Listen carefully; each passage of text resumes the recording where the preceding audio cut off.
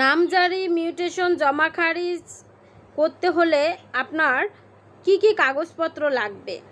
আপনি যার কাছ থেকে জমি ক্রয় করেছেন পূর্বের মালিক, তার কিন্তু নামজারি খতিয়ান থাকলে সেই নামজারি খতিয়ানের কপি লাগবে এবং ওই ব্যক্তি যে খাজনা পরিশোধ করেছে জমির সেই খাজনার রসিদ লাগবে। সাথে আপনার এনআইডি কার্ডের কপি লাগবে, জন্ম পরিচয়পত্র লাগবে এবং সাথে আপনার ওই জমির সকল কাগজপত্র লাগবে। তার মানে আপনি দলিল মূলে মালিক হলে দলিল লাগবে এবং ওই জমির সমস্ত রেকর্ডগুলো লাগবে।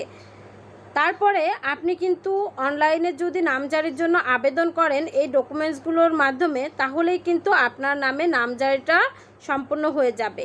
এসিল্যান্ড মহোদয় কিন্তু আপনার আবেদনটা দেখবে, আবেদনের প্রেক্ষিতে দেখবে যে আপনি সঠিকভাবে ওই জমির মালিকানা অর্জন করছেন কিনা। যদি করেন অবশ্যই নামজারিটা হয়ে যাবে। Thank you.